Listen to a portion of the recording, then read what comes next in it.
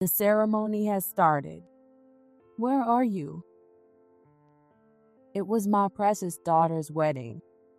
I asked Ethan, my voice filled with urgency. Mom and I are still on vacation in Miami. The wedding's postponed. What? Since the call was on speaker, everyone around us heard Ethan's response. Vacation? What are you even talking about? I fought to keep my voice steady, struggling to control my anger as I asked again. Without noticing my frustration, Ethan laughed and said, Yep. So to enjoy the trip, I'm turning off my phone now. Wait, hold on. Ignoring my pleas, he hung up. The monotonous beeps from the disconnected line echoed as I looked at Catherine, who looked ready to cry. You've got to be kidding me. Immediately, a low voice broke the silence. Everyone's eyes turned to Michael upon hearing it. How can I sit back after seeing my daughter treated like this? With an angry expression, Michael muttered under his breath and began making calls. I didn't try to stop him and instead focused on comforting Catherine. 3 days later, What on earth is going on here? Ethan frantically called me back, but I could only smile. I'm Julia Mayer, a 52-year-old homemaker, and I also work. I have my husband Michael and my daughter Catherine. Michael and I met through an arranged date my family set up. Nice to meet you. Oh yes, nice to meet you. When we met for the first time, Michael seemed unusually nervous. Well, my family's business, while family-run, dealt with fairly well-known products and was a household name in the local area. That might have been why he seemed so nervous. Come on now. No need to be so nervous. Exactly. You're a man, so hold your head up proudly.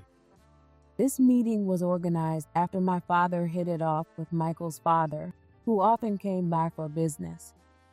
Exactly. Just relax a bit. Well, thank you. At that time, I didn't have much interest in romance and thought that getting married would be nice if it happened. That made it easy for me to stay calm and talk with him. Then, when we were alone, he took the opportunity to thank me. Oh, no need for that. Julia, if you don't mind, could you share a bit about yourself? Hearing that and struggling to think of a topic, I decided to share my dream with Michael.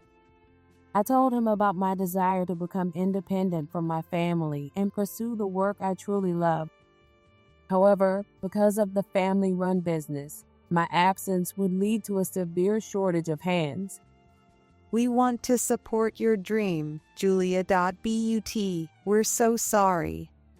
My parents understood my wishes, but worried about how impossible they were to achieve. In that case, would you let me help? What? After hearing my story, Michael decided to quit his job and join our company. He worked hard, learned quickly, and became a valuable member in no time. Why are you doing all of this for me? As I successfully completed the handover and prepared to finally leave my job, I asked him, Well, to be honest, I fell in love with you at first sight during our arranged date. I just really wanted to support you. Michael replied, looking slightly embarrassed. Drawn to his kindness and wonderful nature, I decided to spend my life with him. We got married and soon had a daughter. Mom, can I help you with anything? Thanks. Could you set up the plates? Sure. Our daughter, Catherine, had grown up to be just as gentle as Michael. She was always willing to lend a hand and cheer me on with my work. What are you making this time? Oh, I'm planning something inspired by spring. I work as a handmade jewelry artist now. I had always loved making various accessories by hand and had long dreamed of turning it into a career. Thanks to Michael's support, I was able to fulfill that dream and now create one piece after another. Your hands are like magic, Mom. Catherine often said, always quietly playing nearby so as not to interrupt me. She was my biggest fan, always admiring my work. With Michael and Catherine by my side, I was able to live a truly happy life. I actually have someone I'd like to introduce. One day, Catherine spoke with a serious look on her face. I was surprised, and Michael chuckled lightly. Oh, seems like you're feeling a bit conflicted. Well, I want her to be happy, but I'll miss her when she leaves. Michael said with a faint smile, making Catherine and me glance at each other and laugh. Seeing this exchange, Catherine relaxed and began to speak. We met in college, and now that we're both settled in our careers, we're thinking about getting married. The person she was talking about was a former classmate, Ethan Reed. They met at a college party, and their relationship began after he confessed his feelings to her. He's a true gentleman and incredibly kind. Catherine said, looking so happy that I couldn't help but smile, too. Michael watched us, still looking a bit conflicted, but he gave a slight smile. A few days later, Nice to meet you. I'm Ethan Reed, and I'm dating your daughter. just as Catherine described, he made a gentlemanly impression. He maintained a calm smile throughout and gave Catherine gentle looks. His first impression was excellent. As it turns out, I work at your company. Apparently, he had joined my family's company. Since Michael took over, the company had grown significantly, hiring many new employees. And Michael was now president of a large company with hundreds of employees. I've always admired you, Michael. I was really looking forward to meeting you. Is that so? I'm glad to hear that. Michael replied with a smile at Ethan's words. But I felt a slight unease about that smile. Somehow, Michael's eyes weren't smiling. It felt like he had his doubts about Ethan. So, about Ethan. Once he left and Catherine was seeing him out, I turned to Michael and asked. Michael looked a bit conflicted. Did something bother you? Well, it's just, he didn't even glance at you, Julia. When he said that, I recalled Ethan's behavior. Indeed, he hadn't looked at me or engaged me in conversation at all. Apparently, that had caught Michael's attention. Maybe it's just my imagination, but I felt like he was looking down on you in some way. It bothered me. Really? I had been too focused on how much he praised Catherine and Michael to notice anything off myself. So I decided to talk to Catherine about it. Did you mention anything about me to Ethan? What? Yeah. I told him you're a handmade jewelry artist. What about Ethan's mom? Catherine tilted her head, puzzled. I think she's a homemaker. Michael appeared deep in thought at that response. It seemed like something was still bothering him. He's so observant about people, I thought. I should work on sharpening my instincts too. You're fine just the way you are, Julia. I'll keep an eye out for both of us. Oh, don't start getting all lovey-dovey in front of your daughter. Catherine interjected, making Michael and me laugh. A few days later, I received a call from an unknown number. After several missed calls, I decided to answer between tasks. Hello, who's calling? It's me, Ethan Reed. Ethan? I was taken aback by the unexpected caller. Although we'd met, we hadn't exchanged contact information. How did he get my number? I don't recall us sharing numbers. I got it from Catherine's phone. From Catherine's phone? She would have mentioned it if she'd shared it with him. Did he just take it without asking? So, what do you need? Well, I wanted to confirm something. Is it true you're doing some kind of side work? What? Side work? Unsure of what he meant, I asked for clarification. Could he possibly be referring to my jewelry making as a side work? It's not really side work, you know. I'm just a handmade artist. But you're just fiddling around with little projects at home, right? So, it's not much different from a side gig, is it? His tone carried a faint hint of laughter. I felt annoyed by that, but pretended not to notice. So, was that all you wanted to ask?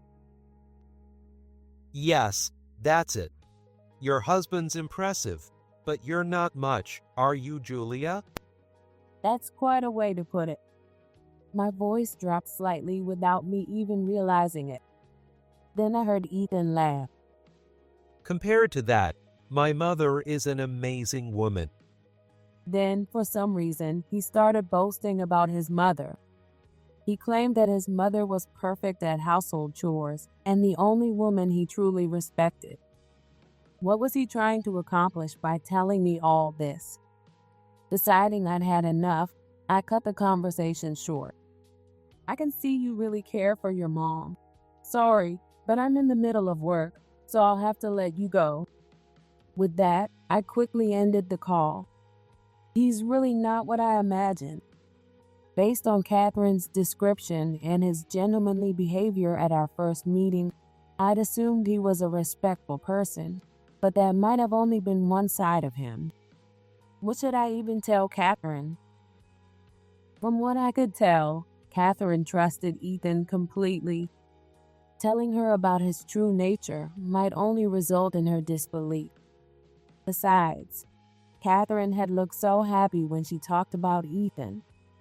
If I said something, I might end up disrupting my daughter's happiness. With that thought, I felt hesitant to bring it up. Maybe I should talk to Michael about this first. That night, I discussed the situation with Michael. Michael listened to me intently, showing a thoughtful expression as if deep in contemplation. As a matter of fact, I asked around about Ethan's reputation at work. It seemed Michael had spoken with Ethan's colleagues and supervisors. The feedback he got was all along the lines of, he's a good guy.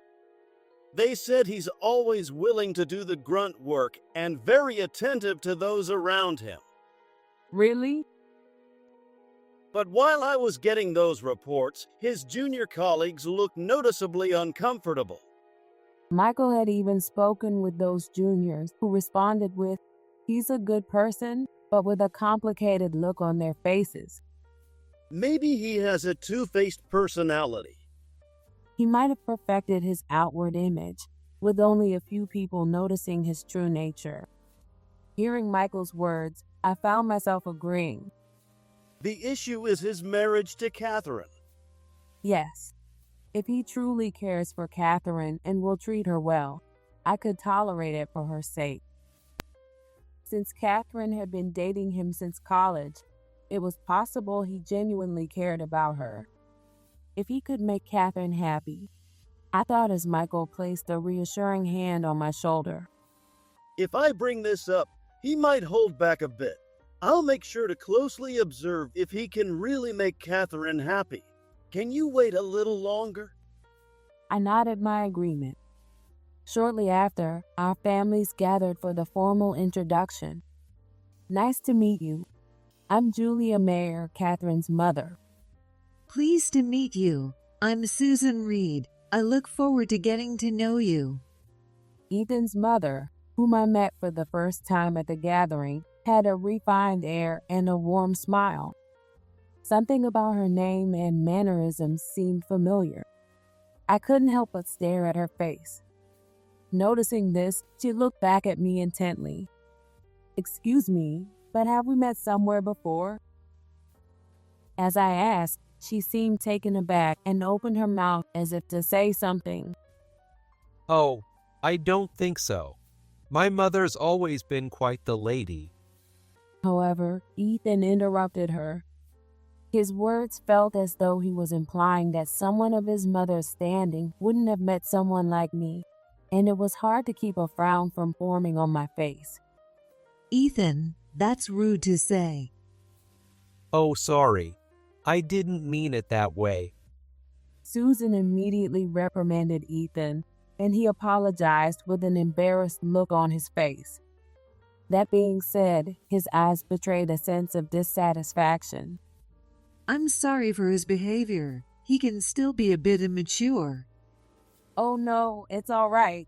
I don't mind. From then on, the atmosphere was calm and enjoyable. After talking with Susan, I understood why Ethan admired her so much.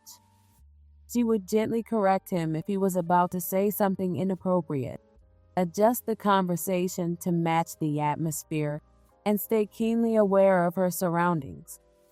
You really do have an incredible mother. When I said this, Ethan beamed proudly. Oh, it's nothing really. Susan replied humbly beside him. From this interaction alone, I felt I could trust her completely. Having Susan around will help keep Ethan in check if he ever steps out of line. That's good to hear. On the way back from the meeting, I said that to Michael, and he responded with a smile. Michael had also enjoyed himself, hitting it off with Ethan's father. They're good people. If anything happens, I'm sure they'll rein Ethan in. Yes, let's trust Catherine's choice. With that, we decided to give our blessing to Catherine's marriage. Their relationship progressed smoothly, and soon a grand wedding was planned at a renowned hotel. I'm really happy right now. Catherine told us, smiling blissfully. After the wedding, she would leave home to start her new life with Ethan. Though I felt a twinge of loneliness, seeing Catherine so happy made me feel it was all worth it. But little did I know that Ethan would turn what should have been the happiest day into the worst. You look beautiful, Catherine. Yes, absolutely stunning. On the wedding day, Catherine looked breathtaking in her wedding dress. I was truly grateful that this day had finally come, and then it happened. There's a problem. A staff member from the venue rushed over. According to the staff, the groom and his parents hadn't shown up. What? What do you mean Ethan isn't here? After that, everything descended into chaos. Chaos erupted as everyone tried to contact Ethan and his family, but even Catherine couldn't reach him. Despite this, time moved mercilessly forward, and the ceremony was set to begin. Let's just turn it into a dinner for now, Michael suggested, so we shifted gears to start the event as a meal. While the venue staff worked to handle the situation, everyone focused on helping Catherine contact Ethan and his family. I also repeatedly called the number he had used to contact me before. What is it? You keep calling. After several attempts, Ethan finally picked up. Though rattled by his carefree tone, I urged him to come quickly. The ceremony has started. Where are you? It was my precious daughter's wedding day. I asked Ethan, my voice filled with urgency.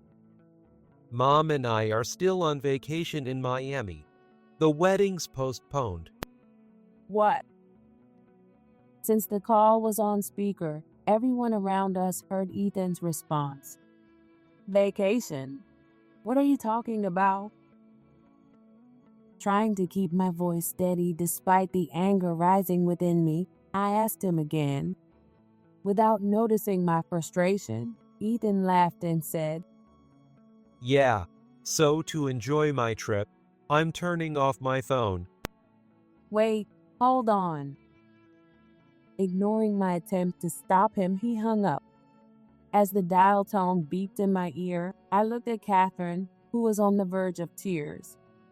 You've got to be kidding me. Immediately, a low voice broke the silence. Everyone's eyes turned to Michael upon hearing it.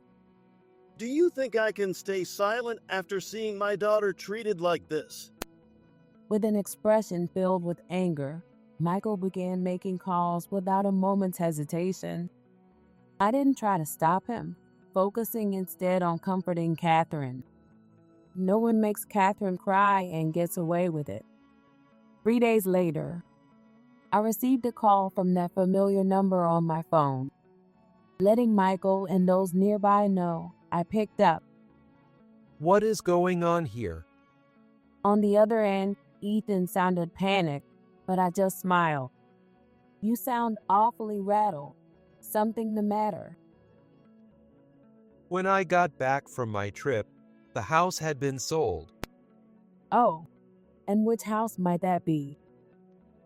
As I said that with a laugh, Ethan shouted angrily in response. This isn't funny. At that point, Michael took the phone from me. Are you talking about the house where you and Catherine were supposed to live? Michael, yes, that house. In that case, I sold it. No one will be living in that house. When Michael said that, Ethan went quiet. What do you mean? That house was a wedding gift I bought for my daughter. The new house, meant for Catherine and Ethan to start their married life, had been purchased by Michael. It was built to support a happy life together. But before they could even move in, Michael had it sold in his anger. Why would you do that? Do you think I'd let someone who ruined my daughter's wedding day keep that house? But the wedding was just postponed, not canceled. Could he seriously still be planning to marry Catherine, even after ditching the wedding and breaking my daughter's heart? Like I would ever marry someone like you. At that moment, Catherine took the phone from Michael's hand and made that declaration. Her expression was filled with anger, showing just how hurt she was. Do you think I'd marry someone who ruined our wedding because he had a trip with his mom and insulted my mom on top of it? What? How did you know about that? I had already told Catherine about his attitude and words toward me. Hearing that, Catherine was outraged. I can't believe he would do such a thing. Of course, I'm breaking off the engagement. There's no way I'd forgive this. What are you saying? You're calling off the engagement over something like this? The fact that you can call it something like this shows exactly why I can't stay with you. With that, Catherine handed the phone back to me. And that's how it is. Our family is officially cutting ties with you. Do whatever you want. You'll be the ones regretting this. Ethan snapped, finally dropping his polite act. Ethan spoke in a voice dripping with frustration, as if full of resentment. In response, I couldn't help but smile at him again. We'll see who ends up regretting this. Don't expect to benefit from our family after treating us this way. With that, I hung up the phone. Since he only contacted me about the house, he likely hadn't realized what else we'd arranged. I can't wait to see his reaction when he discovers the rest. I murmured, and Catherine nodded with a smile. Oh, he'll be howling when he finds out. Now, young lady, let's keep it classy, Michael said, but he was chuckling too. The next day, Ethan called back. Put Michael on the phone. That was the first thing he said. Sorry, but he's not here. He's at work right now. This is about work. Why was I fired? Apparently, Ethan had gone to work that morning only to be stopped at the entrance, where his boss told him he'd been terminated. I tried calling Michael, but he won't answer. Well, of course not. Michael's busy running the company. As I spoke to Ethan, I also sent Michael a message. I'll explain it to you myself. You will? His skeptical tone made me chuckle inwardly. Michael and my father had told me plenty about him, It seems you've been taking credit for your junior's work, haven't you? What? Michael had assured the younger employees that he wouldn't tolerate any unfair treatment, so they felt comfortable sharing the truth. You kept up appearances with your peers and bosses, but treated your subordinate with the same disdain you showed me. Ethan had apparently been dumping his tasks onto his juniors and then claiming their work as his own. The juniors had tried to report it, but Ethan's outwardly charming behavior had led others to dismiss their complaints. But thanks to Michael's sincere efforts, they finally opened up and shared the truth. I didn't do anything like that. Oh, really? Then why is there evidence proving otherwise? There was silence on the other end for a few moments. You've got to be kidding. Eventually, I heard a faint mutter. It's no joke. And you were caught skipping work to flirt with the receptionist, too. Ethan, who had been dumping his work onto his juniors, visited the receptionist daily. On the surface, it was to discuss work or check on visitors. But his true goal had been to flirt with the receptionist. She even recorded some of your conversations.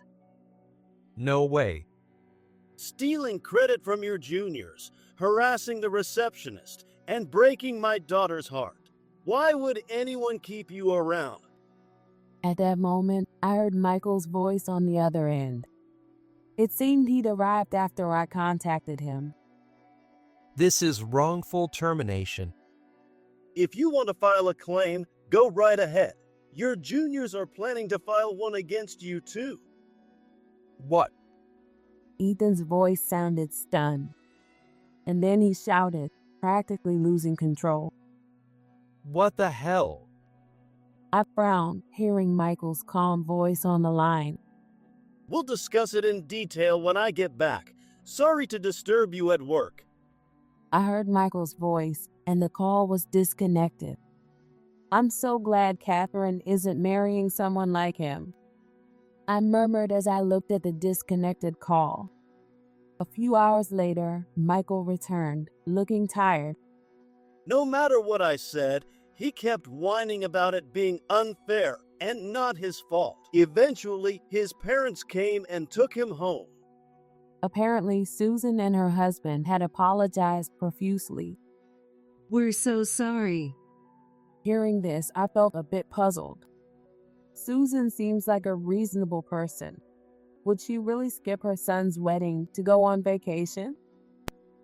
That had me curious, too. She said they would come back to apologize properly, so I'll ask her then.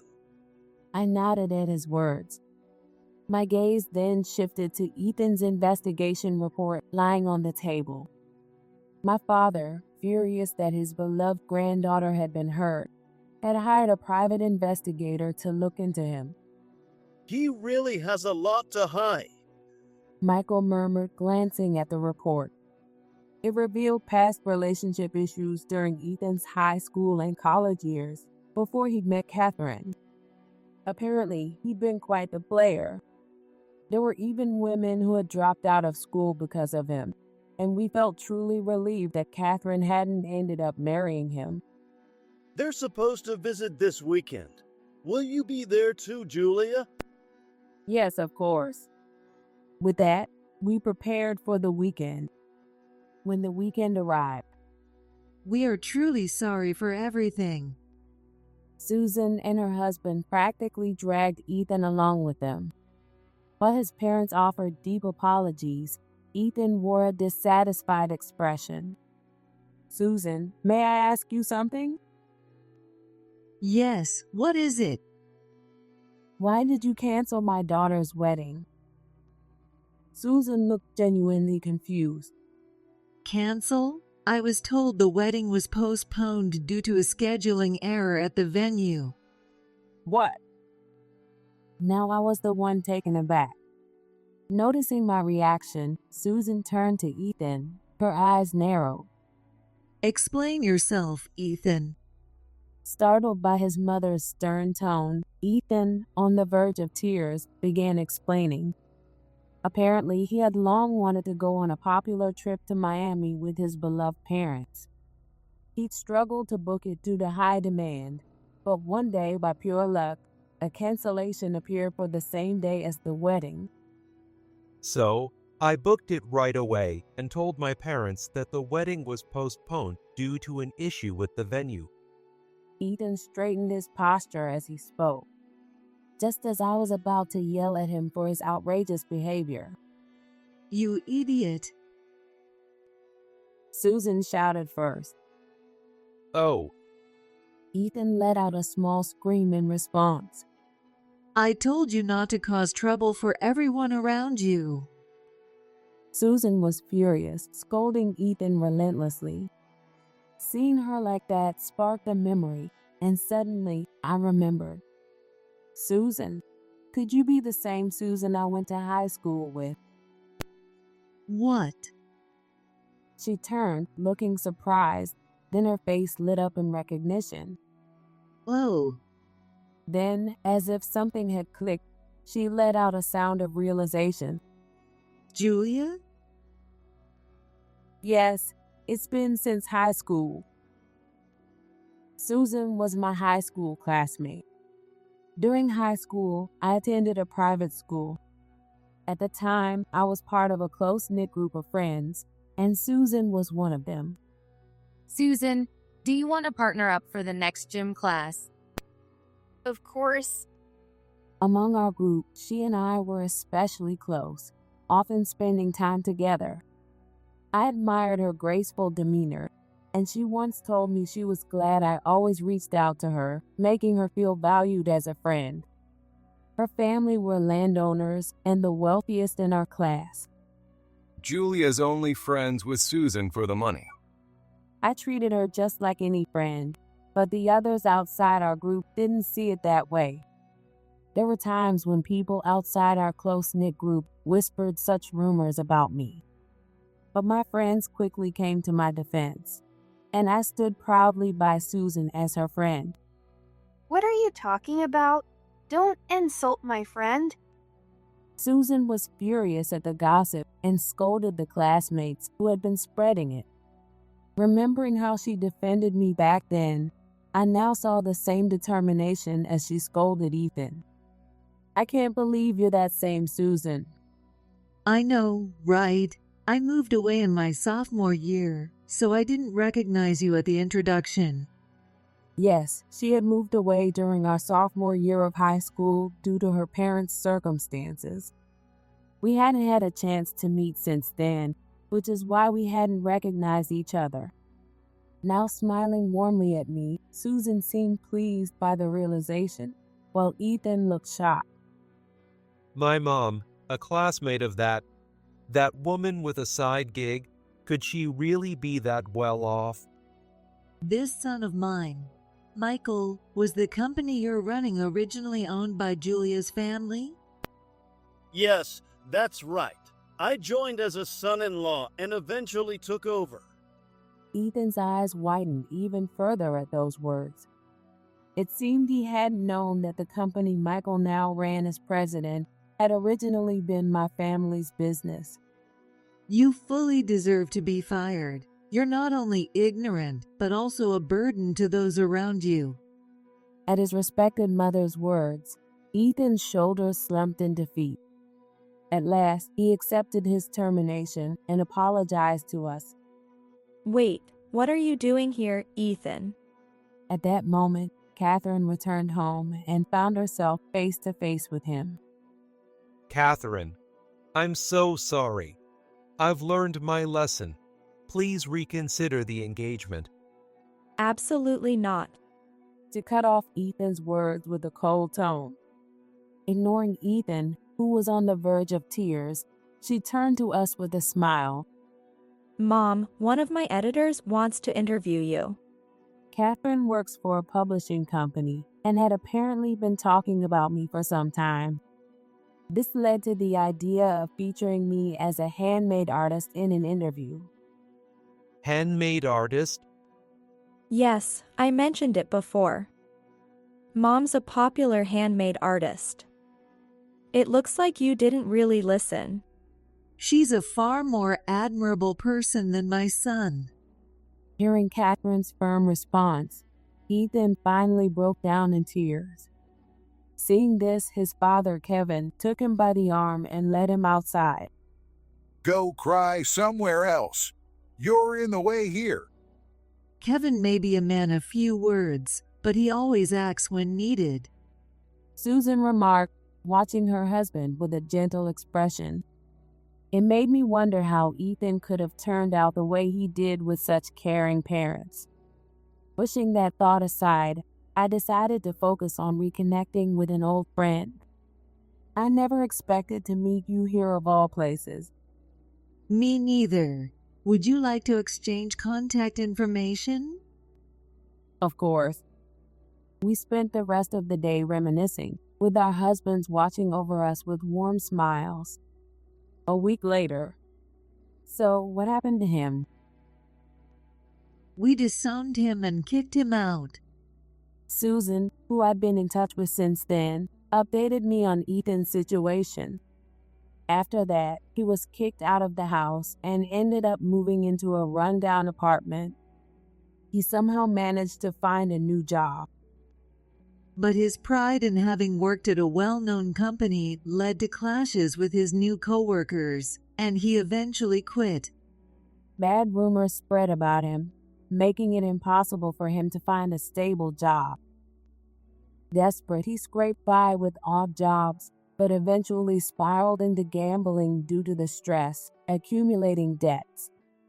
The last message I got from him said, "They're coming to collect," and after that, nothing.